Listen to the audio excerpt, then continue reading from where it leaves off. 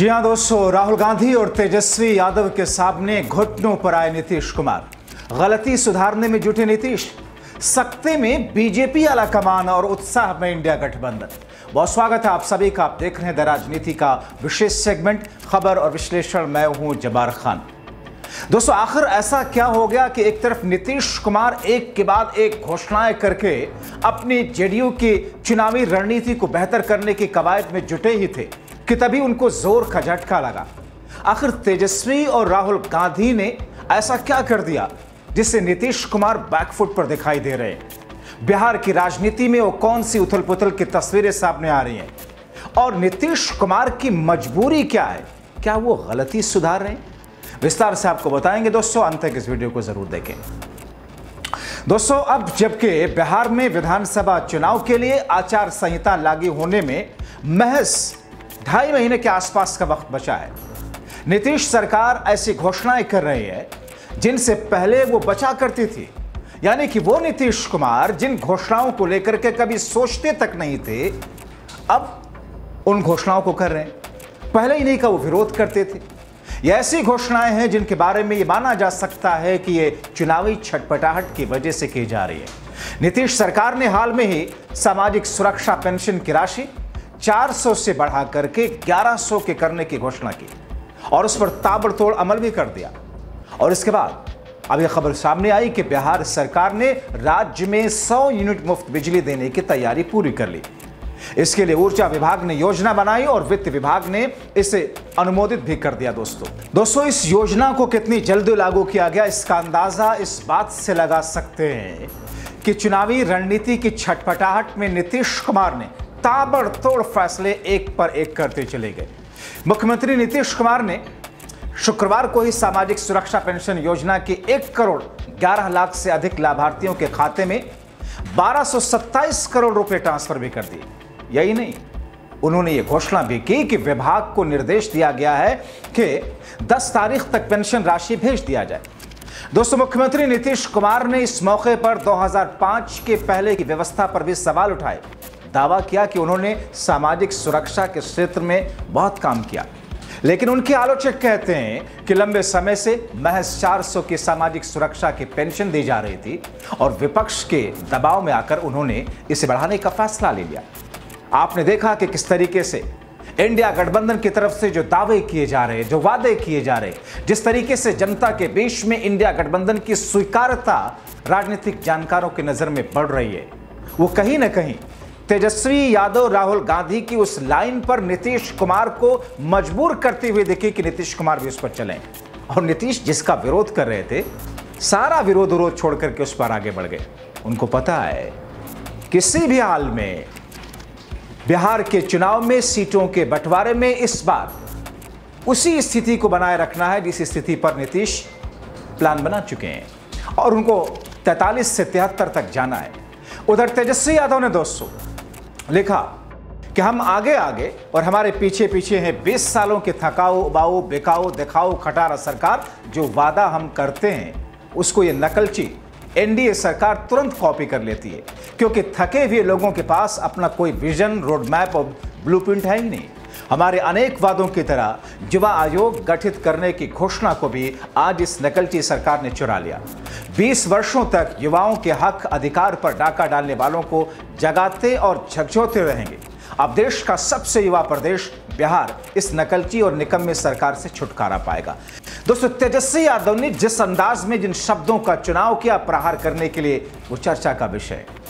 आपको बताएं दोस्तों कि महागठबंधन की ओर से तेजस्वी यादव और महागठबंधन के दूसरे नेता ये दावा कर रहे हैं कि जब उनकी सरकार आएगी तो झारखंड की तर्ज पर बिहार में भी महिलाओं को 2500 रुपए की सहायता राशि दी जाएगी।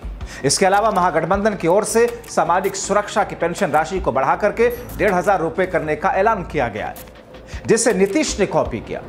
दोस्तों, तेजस्वी यादव ये कहते रहे कि नीतीश कुमार की सरकार उनकी योजनाओं की नकल कर रही है और राजनीतिक पर्यवेक्षक भी कहते हैं कि सामाजिक सुरक्षा की पेंशन राशि बढ़ाने की वजह विपक्षी दबाव, विधानसभा चुनाव।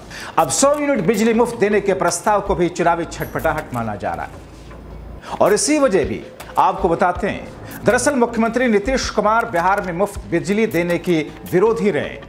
वो कभी भी 200 यूनिट मुफ्त बिजली, जैसा कि दिल्ली की आम आदमी पार्टी की सरकार ने शुरू किया, जिसे बीजेपी की सरकारों ने अमल में लिया, मगर वो इसके खिलाफ रहे। और ऐसा जब भी कोई प्रस्ताव आया, उन्होंने साफ तौर पर कहा कि ऐसा संभव नहीं। ऊर्जा मंत्री विजेंद्र प्रसाद यादव ये भी कहते रहे कि बिजली में पहले से ही सब्सिडी दी जा रही है, मुफ्त बिजली देने की कोई वजह नहीं है। अब अगर मीडिया में आई खबरों के मुताबिक 100 यूनिट बिजली मुफ्त देने का प्रस्ताव कैबिनेट से पास हो जाता है, तो ये नीतीश कुमार की नीति में एक बड़ा यूटर्न है। उधर पड़ोसी राज्य झारखंड में हेमंत सरकार की महागठबंधन सरकार ने 200 यूनिट बिजली देने की व्यवस्था कर रखी है। बताया जा रहा है कि इससे उन्हें चुनाव में काफी लाभ हुआ। महागठबंधन की ओर से भी 200 यूनिट बिजली देने की बात बिहार में भी कही जा रही है, और शायद इसका असर नीतीश कुमार की सरकार पर बहुत बुरी तरह पड़ रहा है। सूत्र कहते हैं कि नीतीश कुमार भारतीय जनता पार्टी के दबाव में आकर बिजली मुफ्त देने के प्रस्ताव पर सहमत हुए हैं। हालांकि प्रधानमंत्री मोदी और दूसरे बीजेपी नेता ऐसी योजनाओं को मुफ्त रेवड़ी बता करके इसकी आलोचना एक वक्त में करते रहे, मगर वही मोदी, वही शाह, वही बीजेपी उसी ट्रैक पर चल पड़ी है। दोस्तों, बात सिर्फ इंडिया गठबंधन की लाइन पर चलने की नहीं है, बल्कि मौजूदा समय में बढ़ते आपराधिक घटनाओं पर भी नीतीश घिरते जा रहे थे, और अब तो खुद उनके सहयोगी दल भी, भारतीय जनता पार्टी एलजेपी भी सवाल उठा रही है। तेजस्वी ने इसे एक बड़े मुद्दे के तौर पर बिहार में स्टैब्लिश किया है। दुख होता है, देखा नहीं जा रहा है इनके परिवार का दुख हम लोगों को, and this is too much. जंगल राज की बात करने वाले आज कहाँ है? क्या सुनवाई हो रही है, क्या कार्रवाई हो रही है, क्या एक्शन लिया गया है? हम इसीलिए है हमेशा बुलेटिन जारी करते हैं, बिहार में ऐसा कोई दिन नहीं गोलियां न चल रही हो। नेता विरोधी दल के यहाँ गोलियां चलती है, मुख्यमंत्री आवास के बाहर गोलियां चलती है, डेवलपमेंट कमिश्नर के बाहर गोलियां चलती हैं, जज साहब के बाहर गोलियां चलती है, इनके मंत्री के घर के बाहर गोलियां चलती है, विशेषरिया भवन में के सामने रोड पे पीछे पीछे एडीजी लॉ एंड ऑर्डर और आगे आगे अपराधी गोली मारता हुआ जाता है। आज तक कोई भी अपराधी पकड़ा गया? मेरे घर के बाहर 4 गोलियां चली। क्या हुआ? क्या एक्शन लिया गया? किस पर जिम्मेदारी तय की गई?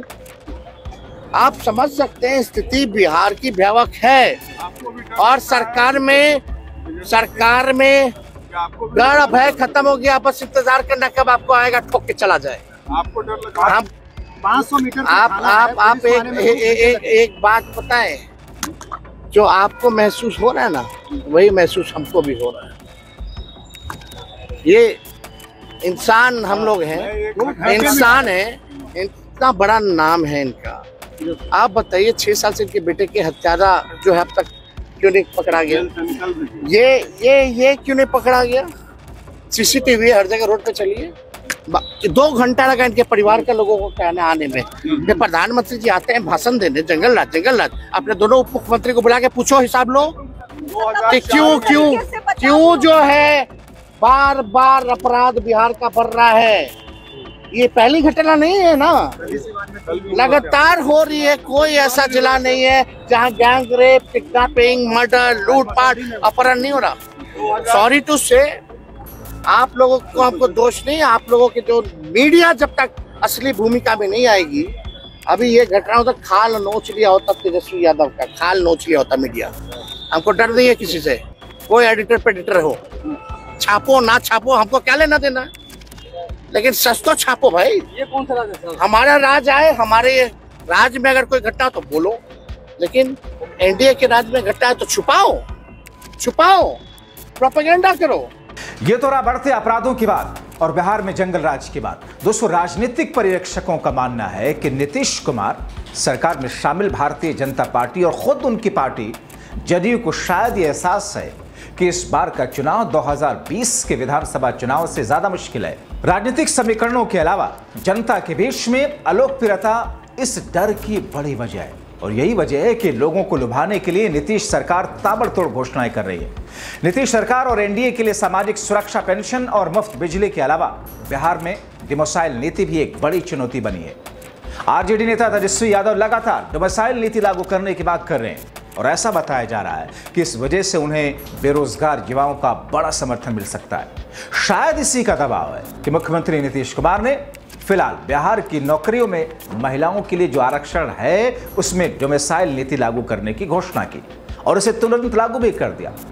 राजनीतिक जानकार बताते हैं कि सरकार की ओर से घोषणाओं के बाद में उस पर उतनी तेजी से अमल करना एक छटपटाहट की वजह से है। हालांकि इसके अलावा नीतीश सरकार ने चुनावी छटपटाहट में कई और फैसले भी लिए जो कि चर्चा का विषय है। यह घोषणा की गई कि बिहार में अब युवा आयोग का गठन होगा जिसमें 8 सदस्य होंगे। आरजेडी नेता तेजस्वी यादव का कहना है कि यह दरअसल उनकी योजना की ही कॉपी है। इससे कुछ ही पहले नीतीश सरकार ने विभिन्न आयोगों और बोर्ड्स में अध्यक्ष और दूसरे पदों को भरा था ताकि चुनावी वर्ष में नेताओं की नाराजगी को कम किया जा सके। मगर दोस्तों, जिस अंदाज में नीतीश कुमार चुनाव की तारीखों के और ऐलान के नजदीक आने के जो काउंटडाउन है उसमें उनकी चिंताएं बढ़ रही हैं। चिंताएं 3 तौर पर है।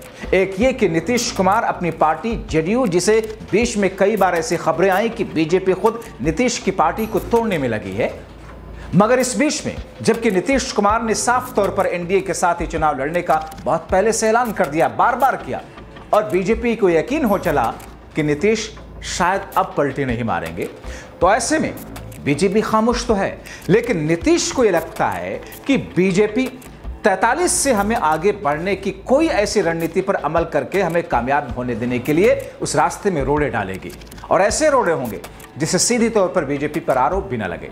इसीलिए नीतीश कुमार की जो घोषणाएं हैं, जो योजनाएं हैं ऐलान करने वाली, वो बीते 1 हफ्तों के भीतर ये बताया जा रहा है कि उनके लिए एक बड़ा फायदा का सौदा हो सकता है। लेकिन कितना, ये देखना बहुत महत्वपूर्ण होगा। लेकिन अब जबकि उन्हीं बातों को लेकर के, आपको याद है ना कि किस तरीके से जातीय जनगणना के बात को लेकर, मामले को लेकर भारतीय जनता पार्टी, खुद मोदी, शाह, उत्तर प्रदेश के मुख्यमंत्री योगी आदित्यनाथ और बीजेपी किस तौर पर मुखालफत करती रही, मगर अंत में आकर के बीजेपी ने ऐसा कराने का फैसला ले लिया। अब वो कराने का फैसला महज एक छलावा है या फिर उसमें भी कोई गणित होगा, देखना अहम होगा। लेकिन वैसे ही नीतीश कुमार ने उन चीजों को लेकर के फैसला लिया जिसके वो धुर विरोधी रहे, और इसकी वजह राहुल और तेजस्वी यादव के जरिए से बिहार में जो समीकरण बनाए जा रहे हैं, जो माहौल तैयार किया जा रहा है, उससे माना जा रहा है। तो फिर दोस्तों, इस पूरे घटनाक्रम पर, नीतीश कुमार के ऐलान पर और तेजस्वी और राहुल के प्रहार पर आप क्या कहेंगे? अपनी राय कमेंट बॉक्स में जरूर लिखें। अभी के लिए इतना ही, बहुत शुक्रिया।